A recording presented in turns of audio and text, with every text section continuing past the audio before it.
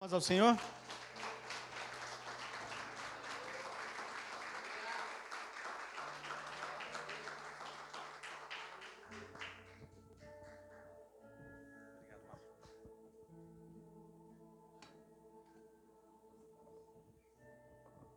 Glória a Deus.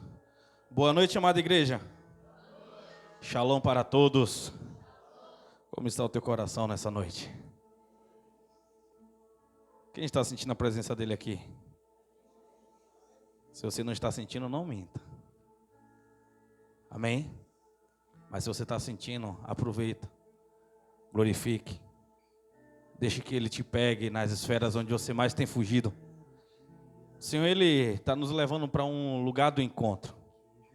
Está nos levando para um lugar onde que nós não possamos mais fugir de quem? De nós mesmos. Que nós possamos olhar assim e dizer: realmente eu estou precisando estar alinhado, realmente eu estou precisando chegar a um tempo de perfeição daquilo que o Senhor Ele quer de mim. Porque às vezes, igreja, às vezes nós caminhamos tanto, às vezes nós andamos tanto, às vezes nós melhoramos tanto que nós achamos que nós chegamos em um estado bom. Porque nós já passamos um período de transição muito gostoso comparado ao que éramos. Mas não é sobre apenas o que éramos ontem e o que nós somos hoje, mas é sobre o que o Senhor Ele quer que nós sejamos. Porque às vezes nós olhamos assim e falamos: não, se você soubesse quem eu era antes, quem eu sou hoje, legal, que bom que você cresceu, mas enquanto você estiver vida, enquanto você estiver ainda respirando, sempre há uma possibilidade de melhora, sempre há uma possibilidade de você reajustar algumas coisas. E às vezes nós ajustamos aquilo que é mais abrupto, aquilo que é mais, assim, sabe, que está escancalhado para a nossa sociedade. Mas tem as pequenas coisas que o Senhor Ele não tem acesso, tipo aquela alteração de humor. Uma hora você está bem, outra hora você não está, e você não consegue saber de onde está vindo essa energia, de onde está vindo essa falta de controle do seu bem-estar.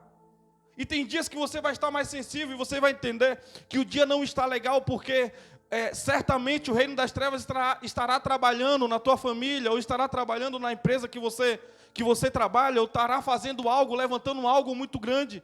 E você entende que você precisa ir para uma guerra espiritual, e é por isso que você não está bem nesse dia. Hoje é um dia como esse que você acordou e talvez você falou: hoje o dia está estranho. Hoje não está uma quarta-feira normal, como se tivesse pesado, como se eu tivesse perdido algo.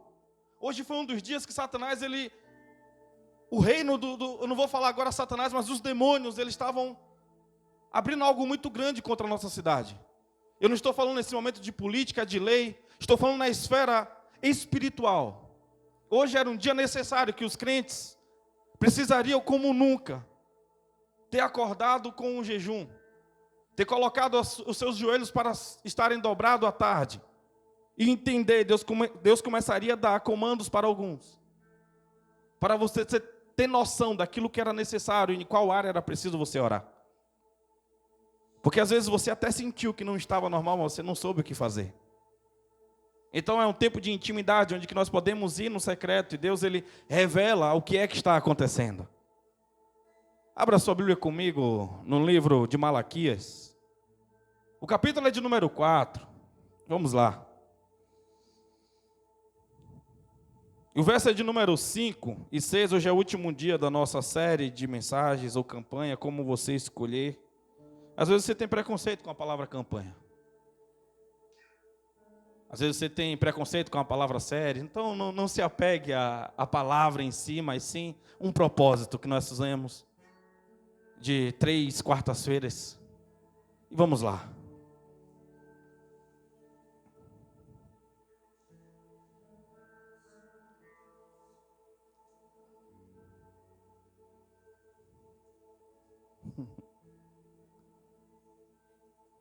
Você avaliaria a cara dessa pessoa do seu lado com qual dia da semana? Olha para ela e dá um dia da semana para ela. Aleluia! Glória a Deus! Vamos lá.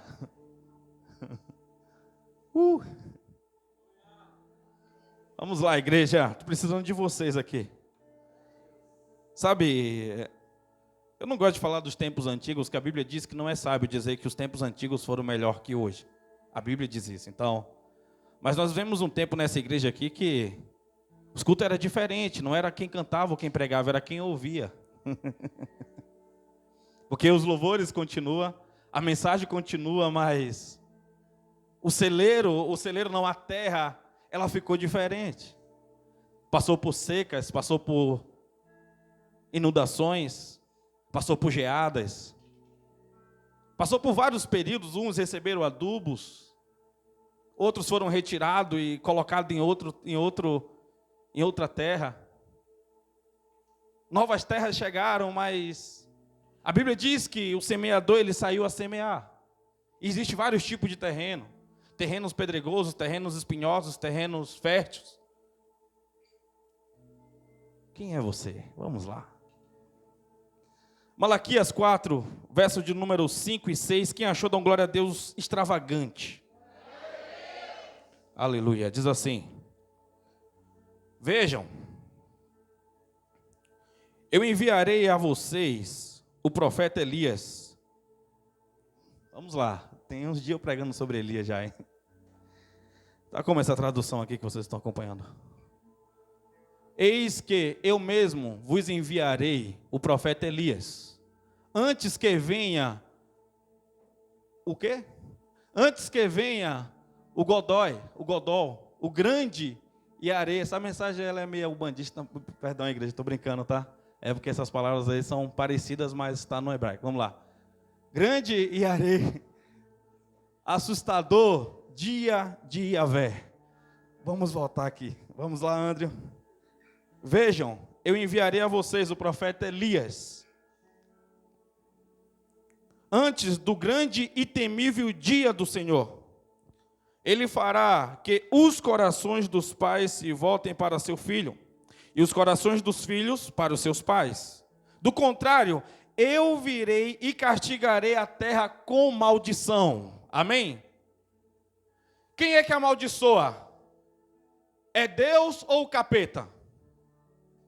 A maldição vem do Senhor ou vem de Satanás? A maldição vem do Senhor. Lá no livro de Gênesis, capítulo 4, Caim, ele mata Abel, e quem que amaldiçoa Caim? É o próprio Deus. Deus pergunta a Caim: aonde está o teu irmão? Aonde está Abel? Ele diz: porventura eu sou tutor dele? E Deus amaldiçoa.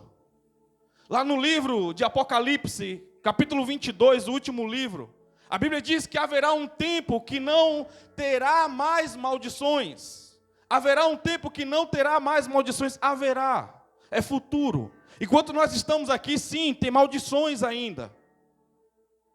Vamos lá.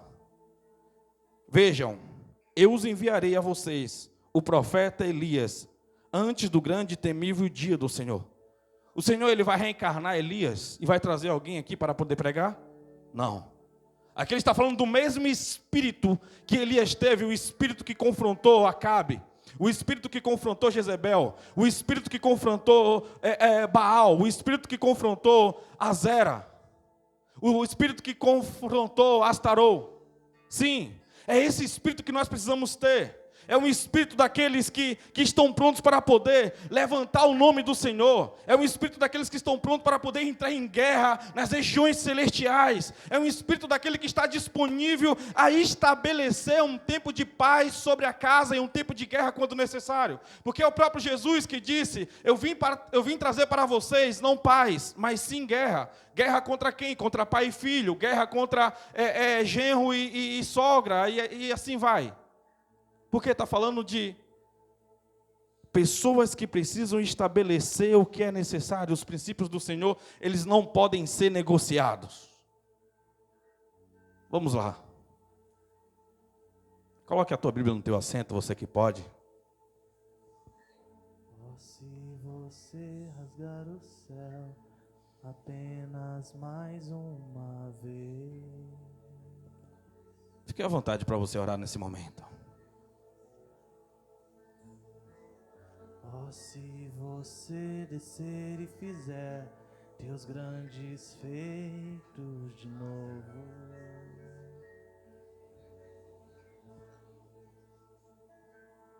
como nos tempos passados. Mostra teu braço forte, ó grande. Vamos lá, igreja. Deus. Peça a Deus esclarecimento. Peça a Deus discernimento para você poder entender essa mensagem. Para você entender o que vai ser liberado aqui. Em qual esfera, em qual dimensão.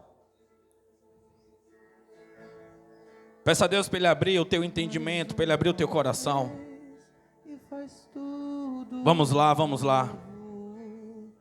Vem mais uma vez e agita. Você não nasceu para ser feliz, você nasceu para obedecer. E quando você obedece, a felicidade ela vem. Vamos lá. Você não nasceu para ser feliz, você nasceu para obedecer. Senhor Jesus, aqui nós estamos, Senhor. Pedimos que o teu cabode, que a tua unção, que a tua glória venha sobre nós de maneira poderosa. E que nós consigamos entender aquilo que o Senhor está derramando em nossos corações esta noite, Pai amado. Tenha total liberdade, Senhor, para o Senhor mexer, para o Senhor falar, para o Senhor construir, para o Senhor destruir, para o Senhor estabelecer, para o Senhor tirar, para o Senhor colocar. Eu só sei que o Senhor tem toda a liberdade, Pai amado, esta noite para poder mexer em nossos altares, Pai. Por favor, Senhor, fala tu, não eu. Me use como conduíte do teu Espírito a cada coração, em nome de Jesus. Amém. Podemos assentar?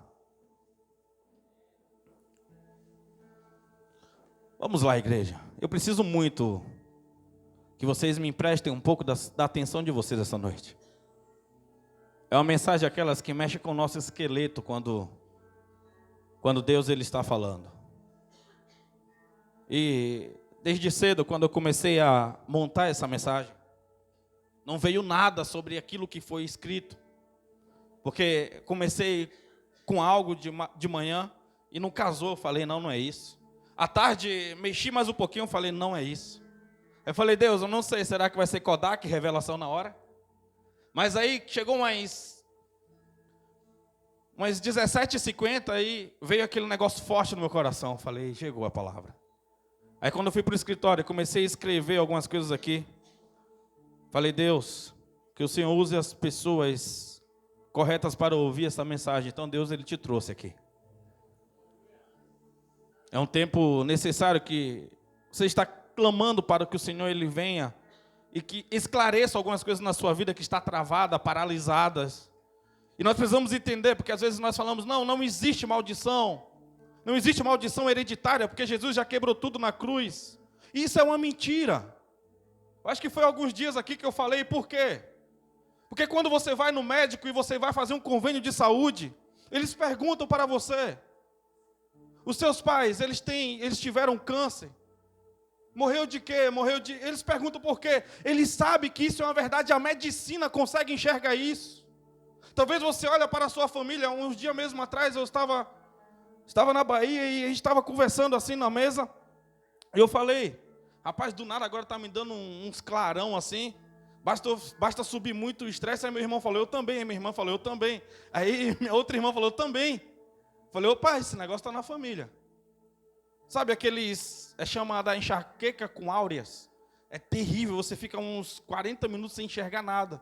Basta subir muito o estresse. Aí eu falei, meu Deus, eu não aceito isso. Eu comecei a orar desde que eu vi que aquilo ali estava, não era um estresse comum, porque eu sou pastor, porque eu estou trabalhando demais, não. Mas eu entendi que tinha algo ali na minha família. E a gente se comunicando, a gente percebeu que estava ali.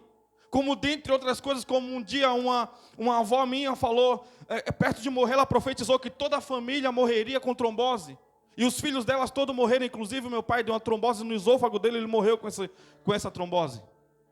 E minha mãe, sabendo disso, quando nós éramos criança, foi feita uma campanha dentro de casa para nós quebrarmos essa maldição e não vir para a nossa família. Isso é necessário, igreja. Você já parou com os seus filhos, já fez um culto, porque você conhece os seus avós. Talvez você conheça os seus pais, você sabe do que eles faleceram. Você já chamou os seus filhos, vamos aqui fazer uma oração, vamos quebrar essa maldição, eu não aceito. Talvez a sua família era escravizada no álcool, talvez foi escravizada em entorpecentes, talvez foi escravizada em jogos de azar, talvez foi escravizada em prostituição. E é necessário você quebrar essas maldições. Por quê? Nas últimas décadas, desde a década de 60, entrou aqui no Brasil muito forte uma cultura de quebrar princípios. Se você parar para ouvir as músicas de antigamente, tinha uma música que era muito famosa. Não escute, não ouça quem tem mais de 30 anos. Quem era que tinha mais de 30 anos naquela época? Eram os nossos pais. Estava tirando o controle, estava tirando a honra. Se você observar quem eram os grandes cantores da época, era quem? Era a Legião Urbana, falando sobre você quebrar princípios. Cazuza, era Raul Seixas, dentre outros, que começou a estabelecer programas como Cacete e Planeta, que satirou muita coisa da igreja, e dali para cá começou a degringolar muitas coisas. E esses éramos nós que estávamos ouvindo, que estávamos assistindo, os nossos pais talvez. E essas coisas foi vindo para o nosso coração, nós fomos deixando entrar de maneira normal. Os ensinamentos foi liberado, foi entorpecido, mas a ideia principal de todos esses ensinamentos era para que nós colhêssemos hoje o quê? Algo muito grave, chamado desonra. Tirar a honra dos pais, tirar a honra dos avós, tirar a honra dos líderes. E agora é cada um por si, quem tiver dinheiro manda mais, ou quem for o mais doido, que não cumpre regras, esse sim é o aceito no meio de tudo. Hoje você vê um homem que estava fazendo apologia ao tráfico, recebendo uma grande festa na porta de um presídio, porque os valores estão invertidos. Antigamente as pessoas tinham vergonha, hoje em dia elas gritam e se puder tatua, algo do tipo, porque os valores estão completamente comprometidos e as pessoas não estão entendendo o que está acontecendo de fato. A desonra contra os pais ela não pode acontecer porque a honra é algo que Deus colocou nos 10 mandamentos. Os outros têm cerca de 613 leis. Essas outras leis Deus falava e Moisés vinha e escrevia. Mas quando trata-se dos 10 mandamentos, Deus mesmo, o próprio Jesus, ele escreveu na tábua de pedra. E um destes é: honra o teu pai e a tua mãe para que se prolongue os dias na terra. Você quer ser bem sucedido, você quer ter uma vida longa, você quer ter saúde, então o princípio para os pais é você honrá-los. É você ter honra para eles. É você dar a devida honra. Hoje as pessoas não dão mais bênção pai, bênção mãe. E toda vez que um pai abençoa, do céu vem um sim, um amém. Para os meus tios que não se importam, eu peço bênção até hoje. Tem uns que já falou: Diogo, você já está meio grande para pedir bênção. Eu quero ser abençoado, eu sou bobo. Então são costumes que foram quebrados, foram tirados. E é necessário nós colocarmos esse... estava ali agora no final sempre, o Enzo vem. Bênção, pastor. Ele pede a bênção.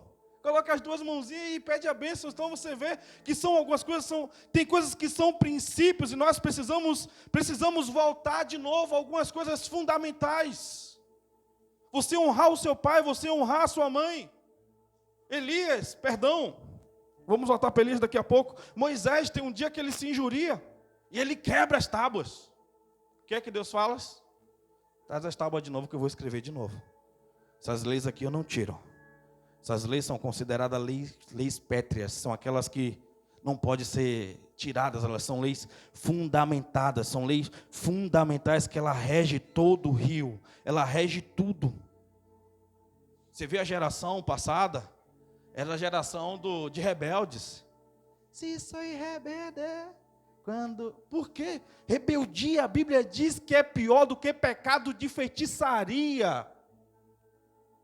Foi, sabe, aquela época que ensinava lá a Mia Colucci, o Giovanni, essa galera aí que estava abraçado e foi plantando e foi vivendo, e hoje o que é que ela vai colher? Ela vai colher um filho rebelde, porque isso foi infiltrando nos corações. Era aquela época de extravasar, era aquela época que eu cuido da minha vida, eu mesmo faço do meu jeito, da minha maneira. O coração, ele foi infectado. Se rebeldia é pior do que pecado de feitiçaria, cara, é algo que Deus olha assim, Ele abomina. Aí a pessoa faz um passo, estuda, vamos lá, tecla SAP. Vai fazer um concurso, não consegue passar. Vai abrir um negócio, quebra. Está numa empresa, tem um corte, talvez é o primeiro que é cortado. Vai, tudo que faz, parece que está tudo dizendo que ele vai dar errado, tudo dizendo que não vai dar certo. Por quê? Porque está carregando uma casta de maldição, uma casta de rebeldia sobre ela. E é necessário você quebrar essas coisas. Porque existem os plantios e as colheitas. Aquilo que você plantou lá na década de 90, na década de 2000, na década de 80, 70, 60, 50, você uma hora vai ter que colher. Talvez você esteja colhendo isso até hoje, por pequenas coisas que vai, sabe, imigrando, pequenas coisas que vai descendo ao coração e você às vezes não consegue entender. Vou te falar um negócio aqui. Pega esse código aqui que talvez seja a frase e a palavra rema mais importante da pregação. A maldição você não quebra quando a pessoa te perdoa. A maldição você quebra quando você se arrepende. Vamos lá. Talvez você foi alguém desobediente aos seus pais. Talvez seu pai falou, sua mãe falou, oh, não se case, esse cara não vale nada, essa mulher não vale nada. Talvez falou, não vá para tal lugar. E você simplesmente ignorou. Eu sei cuidar da minha vida, eu sei o que é melhor para mim. Na sua vez ninguém te deu pitaco, você fez do seu jeito. E você fez com que a sua mãe, com que o seu pai sofresse. Você derramou lágrimas dos olhos dele. Quando eu me converti, a primeira coisa que eu fiz foi ligar para minha mãe um dia, quando eu tive o meu processo de novo nascimento, foi ligar para ela, mãe, me perdoa por todas as noites que eu fiz a senhora ficar em claro. Me perdoa por todas as vezes que eu fiz a senhora chorar. Eu estou arrependido, porque foi o próprio Senhor que me orientou para que eu fizesse. Então, ou seja, minha mãe não precisava me perdoar, porque ela já tinha me perdoado há muito tempo, mas eu precisava me arrepender. Tem alguém aqui comigo? Às vezes você faz algo para sua mãe, no outro dia, a sua mãe está lá te levando um salgado, está lá te levando um bolo, ela já te perdoou, mas você ainda não se arrependeu. Você pensa, não, mas minha mãe já me perdoou, mas você não se arrependeu. É necessário quebrar as maldições. Ela quebra com arrependimento. Ela quebra quando você confessa e deixa. É necessário. Não é só empurrar a vida com a barriga, não. Tem pessoas que eu já perdoei, elas não se arrependeram ainda. Porque eu não preciso ficar atravessado com essa pessoa. Eu sou maduro o suficiente para poder lidar com ela. Foi falado na mesa, mas não houve uma confissão de arrependimento. E a pessoa começa a colher frutos de maldição na vida delas. Tem alguém aqui comigo? Então é necessário você chegar a entender a gravidade da coisa. Sabe, uma vez uma mulher, ela lutando pelo marido, o marido e o filho dando trabalho. O marido, sabe, aquele cara, a banda voou. E ela ia, fazia a campanha, fazia a oração. O filho com problema nas drogas. E a vida daquela mulher, ela tinha perdido em 10 anos, ela tinha perdido cerca de 20 anos de saúde. Sabe, envelheceu, eu não sei mais o que é que eu faço. Você falou que sua mãe sofreu muito. Você já pediu perdão? Não, minha mãe é super resolvida, minha mãe... Ela brigou comigo, mas na outra semana já estava lá em casa já, é super amiga do meu esposo. Mas você pediu perdão a ela? Falei, às vezes não é sobre campanha, não é sobre você fazer isso ou aquilo, mas é sobre você quebrantar o seu coração. É sobre você entender o tanto de mal que você já enxertou lá no coração da sua mãe e você simplesmente ignorou. Mas minha mãe, escute, Deus... Ele não rejeitou Davi, mas ele rejeitou Saul.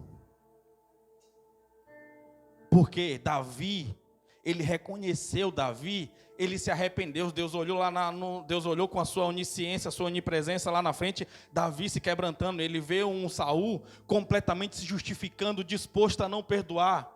Porque o Davi, ele se arrependeu e confessou. Saul era muito ao contrário. Saul, ele tinha justificativas. E se você olhar o tamanho do peso do pecado, são completamente distintos. Davi adulterou, Davi assassinou. E Saul só fez uma contagem de guerra e guardou uns despojos. Davi só guardou uns despojos de guerra.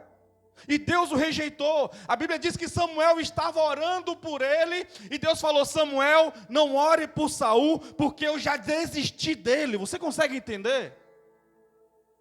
Deus desistiu de Saul. E Deus não se converteu no dia que Jesus foi para a cruz. Eu quero que você entenda isso. Deus não se converteu. Eu me arrependo, agora meu filho se... Não, Deus é Deus. De geração a geração, de tempo a tempo. Sim. O que mudou foi os corações. Então tem coisa que é necessário, talvez você não entende, você está aí reclamando, meu Deus, porque está dando errado, eu coloco a mão, fulano de tal diz, fulano de tal está fluindo, está crescendo, eu vou fazer também, faz, naquele dia você é o primeiro cara a quebrar a cara, a primeira mulher a quebrar a cara. Tem coisas mal resolvidas aí na tua vida, e é necessário. Ele diz que nos últimos dias, naquele grande, antes do último e terrível dia, Ele traria um espírito de Elias. Para o quê? Para converter o coração dos pais aos filhos. E converter o coração dos filhos aos pais. Ou seja, você precisa entender, agora estava pregando aqui para filhos. Você precisa entender que é necessário. Meu pai já morreu, minha mãe já morreu, não tive nem contato. Mas você já se perdoou. Talvez o seu pai e a sua mãe não teve o ensinamento e o conhecimento que você está tendo. Talvez eles não tiveram acesso às mesmas coisas que você teve. E talvez por isso você foi um mau pai. Porque você não teve referência. Você sabe o que é? A Bíblia diz que filhos é o quê? É o quê? Herança. É herança do Senhor. Os filhos é a herança de Deus. Deus, naquele último dia, Ele não vai perguntar quantos carros você teve, quantas casas você teve, em quantos lugares você morou. Mas Ele vai perguntar: cadê a herança que eu te dei? Cadê a herança? Sim, isso aí Ele vai perguntar. Isso Ele vai perguntar o que você fez e como você fez. Por quê? O filho é um presente de Deus. Deus confiou a você, para você preparar ele, para você preparar ela. Para quem? Para uma sociedade e para um tempo futuro profético.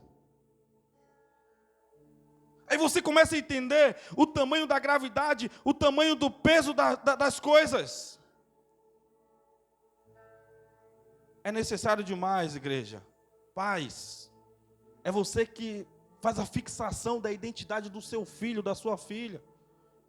O filho, quando ele tem um pai em casa presente, ele enxerga um herói. A filha já é diferente, ela não vê um herói, ela vê um príncipe. Por quê? É o jeito que você vai tratar ela. É o jeito que você vai tratar o seu filho, ela vai estar observando na mesa. É o jeito que você vai tratar o outro filho, o jeito que você vai tratar a sua filha, o seu filho vai estar observando. Puxa, meu pai é um herói, ele é o provedor. Pai não só é provedor, não é só aquele que traz o alimento para a mesa, não é só aquele que traz a roupa. Mas o pai é aquele que tem que ser o conselheiro, aquele que senta na mesa para poder conversar. Tem homens que tudo vai ver com a sua mãe. Sabe, não tem coragem de chamar o filho, chamar a filha para corrigir, porque acha que talvez ele foi muito corrigido na infância dele. Talvez na infância dele ele teve um pai que não sabia dosar na correção, então batia demais, então ele coloca um princípio. Eu nunca vou levantar uma mão para o meu filho. Mas é bíblico, não é a mão que você levanta, não é uma sandália, não é uma raider, não é uma havaiana, não é uma mangueira de bujão, não é uma correia de sofá. É uma vara. A Bíblia diz que a vara livra a criança da loucura. Vamos lá. É a Bíblia que diz. Por que uma vara? Porque ela vai mostrar o termômetro exatamente como você está. Se ela quebrar, você está virado demais. E a Bíblia diz, é necessário, você não pode. Tem outra interessante. Por que vara? Porque quando você estiver irado, você vai lá, colher a varinha lá, vai ser o momento da ira passar. Você não pode bater no seu filho irado. Não, você tem que apaziguar, você tem que educar de forma correta. Não é nem certo você corrigir o seu filho na hora que você está irado. Depois a gente conversa. Segura a sua onda aí. Porque, igreja, você está naquele momento, você está fixando uma imagem. Naquele momento, agora imagina, A Bíblia fala sobre o quê? Fala que Deus é como um pai. Imagina uma menina, um menino que teve um pai abusador, ela não vai querer um Deus na vida dela. Imagina uma menina, um menino que teve um pai ausente, que o abandonou. Ele não vai querer, por isso que Jesus ele ensina, Pai nosso que está no céu. Porque ele está dizendo, a referência não é o pai terreno. Era para ser, porque o pai, ele tipifica Deus na mesa. O pai, ele tipifica Deus na casa. A criança tem que olhar para o pai e entender que ele tem um protetor. Entender que ele tem alguém que ele pode conversar, que ele tem um amigo, que ele tem uma amiga. Ah, mas eu fui. Então se converta, se você não teve pai, se você não teve mãe, se converta para o Senhor te ensinar como você ser um bom pai. Para de dar desculpa que você não teve referência. É necessário que Jesus entre na sua vida. Você quer que os seus filhos também cresçam sem referência? Só um homem que estava enfadado ao trabalho. O homem que gastou toda a sua vida trabalhando ao ponto de não poder estar presente numa mesa para poder conversar, para ver uma conquista de um filho, ou para poder dar um conselho nos dias ruins. Tem alguém aqui comigo?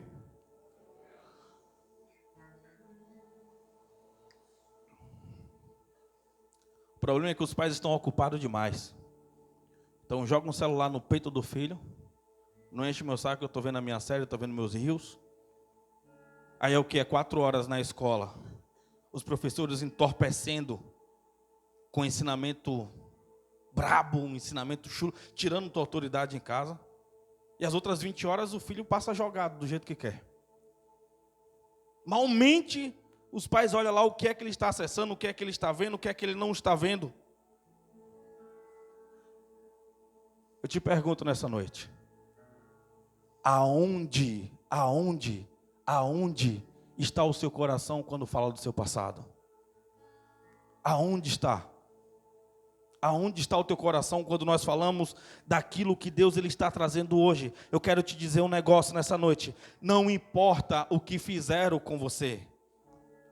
Importa o que você vai fazer com o que fizeram com você. Importa o que Deus ele tem para fazer com você. É tempo de você liberar o seu coração. Talvez você teve pessoas que te oprimiu. Talvez você teve pessoas que não estavam lá com você nos dias que você mais precisava. Mas é necessário que você seja quebrantado pelo Senhor para que você seja referência. Precisa-se de tempo de qualidade. Tempo de qualidade com a tua casa. Talvez seu pai é alguém que tem dificuldade de conversar com você, então você vai ter que exigir isso um pouco mais. Pais, abrace os seus filhos, beije os seus filhos, porque tudo isso que você não faz, o abusador ele faz. O abusador ele é paciente, o abusador ele sabe conversar, o abusador ele sabe dar atenção. Aquilo que o pai não faz, o abusador, ele tem toda a paciência para poder convencer uma criança. É necessário tudo isso porque quando você para conversar com uma mulher que está perdida, uma mulher promíscua, uma mulher que teve relação com vários homens, tudo que ela está querendo nesse homem é o abraço do pai que ela não teve. Toda vez que ela deita com esse homem, ela encosta no peito, ela está querendo ouvir o coração do pai que ela não ouviu quando era criança, ao deitar no colo dele. Então, quando você vai tratando pessoas, e você vai entendendo algumas coisas. Porque, no fundo, tudo que ela queria era ser abraçada, protegida. Agora tem o quê? Tem uma geração de cabra frouxo. Uma geração dos homens que não querem mais ser mais homens. Uma geração dos homens que quer dividir tudo com as mulheres para não ter que usurpar o seu papel de homem. Vamos lá, igreja.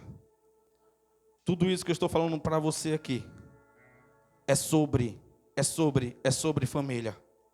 É sobre um tempo de investimento. É sobre um tempo necessário que você precisa reestabelecer na sua casa, que você precisa estabelecer de novo e conversar. É um tempo de investimento.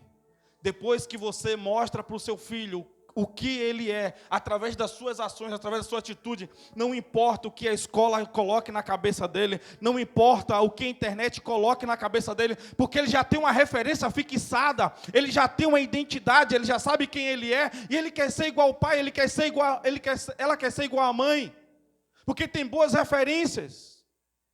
Ele olha e sabe, ela não vai querer aceitar qualquer homem na vida dela, porque ela vai saber a referência que ela tinha em casa, de como o pai tratava o irmão dela, de como o pai tratava ela. Ela não vai querer sair de casa porque não está mais aguentando olhar na cara do pai, olhar na cara da mãe. Porque tudo é um tipo, e você olha hoje, por exemplo, a criança nasceu. E aí o que é que tem? O pai vai ter que investir anos, vai ter que falar para ela sobre a altura do degrau, vai ter que ensinar as coisas, vai ter que gastar um bom dinheiro em fraldas, gastar um bom dinheiro em escola. Amanhã, esse filho vai olhar para ele e não se meta na minha vida. Como assim, cara? Que não me investiu muito dinheiro em você, investiu muito tempo, abriu mão de muitas coisas, para poder te ensinar, para poder colocar uma roupa, para poder te dar um estudo. E simplesmente hoje os filhos olham e dizem, eu não quero mais você na minha vida, eu não pedi para nascer. Só que não foi seus pais que escolheu o seu nascimento. Não. Foi Deus que olhou para a terra e enviou teu espírito àquela família. Porque homem e mulher não têm poder de fazer filhos. Filhos é uma herança de Deus. Filhos é uma herança de Deus, é Deus que envia, é Deus que manda.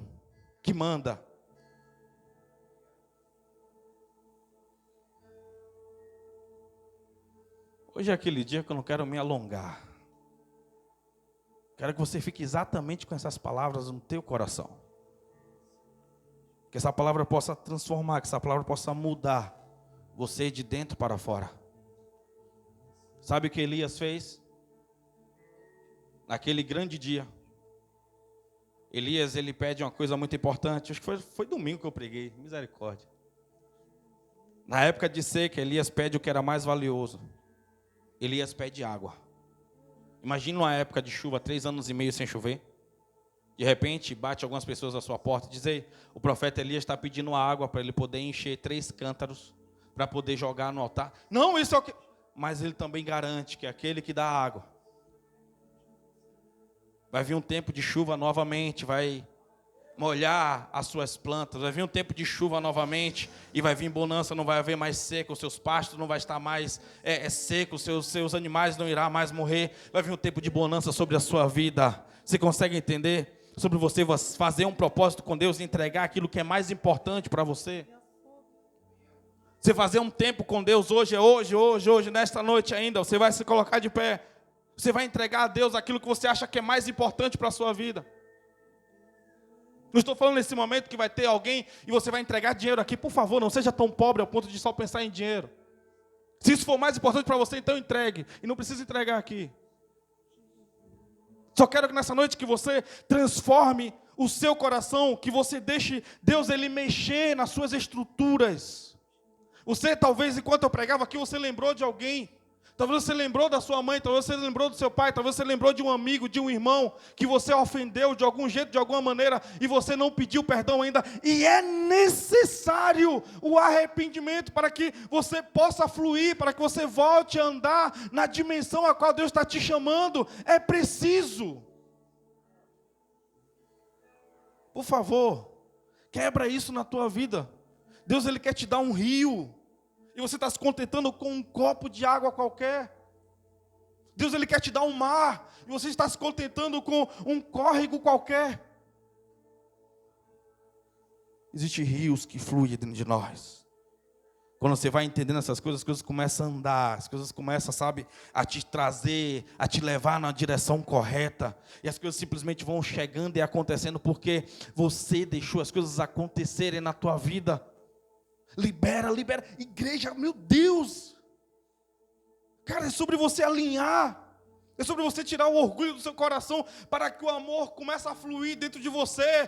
Tudo que nós precisamos para esse tempo, para a nossa geração, é um tempo de fé e amor. E isso não vai resolver apenas em uma noite em um culto. Isso que foi ministrado, isso que foi pregado aqui, você vai precisar trabalhar talvez um mês, talvez um ano, 2 anos, mas você não pode desistir dessa palavra. Você tem que avançar, você tem que crescer, você tem que evoluir. Chegou um tempo de colheita. E para aqueles que não plantaram, chegou um tempo de derribar, chegou um tempo de derrubar maldições, chegou um tempo de derrubar árvores ruins, e chegou um tempo, depois vai vir um tempo de arrancar, porque primeiro você derruba, depois você arranca as raízes, aí depois vai ser um tempo de você começar a semear, para você começar a plantar, a regar, para você começar a colher. É trabalhoso. Sim, é trabalhoso, mas é necessário. 2013 foi o ano que eu comecei a derrubar árvores. Um ano de derrubar árvores. Liguei para pessoas, pedi perdão. Para até uma loja que eu tinha roubado um marca-texto, é compasso, né? Aquele negocinho que faz assim. Tinha roubado de uma loja de 1,25, tive que ir lá, nas minhas férias do seminário. Quando eu era moleque, eu entrei aqui, guardei no bolso um marca-texto, um compasso. E aí a mulher olha assim, essa mulher já tinha sido aluna lá na academia que eu trabalhava, não sei quantos anos depois, porque passou o tempo de infância, adolescência, e quando eu era jovem, ela já era aluna na academia. E ela riu, falou, foi quanto? Eu falei, foi 1,25, eu vim pagar. Precisa não, menino, que é isso? Eu falei, não, eu preciso, estou alinhando. Foi lá, R$2, com juros. Porque é tempo de consertar. Minha irmã, olha, lembra aqueles R$10 que sumiu um dia lá em cima? Eu roubei para jogar videogame.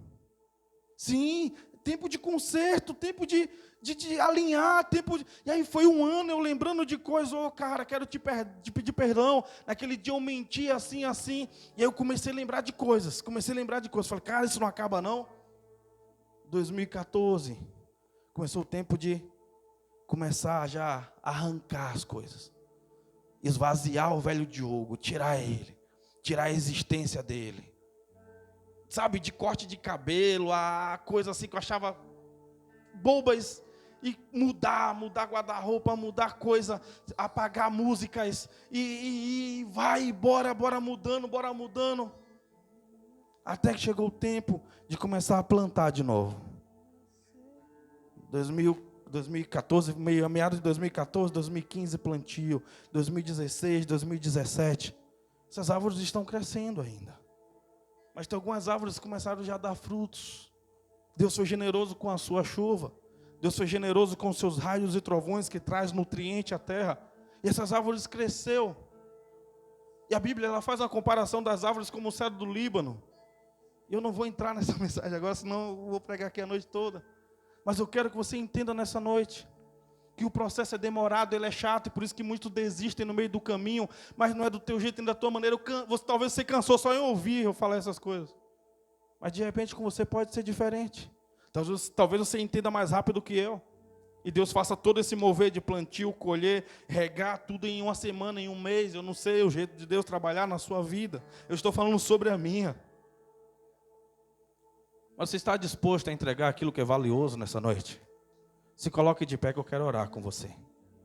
Vamos lá. Tu és tudo para mim. Tu és tudo para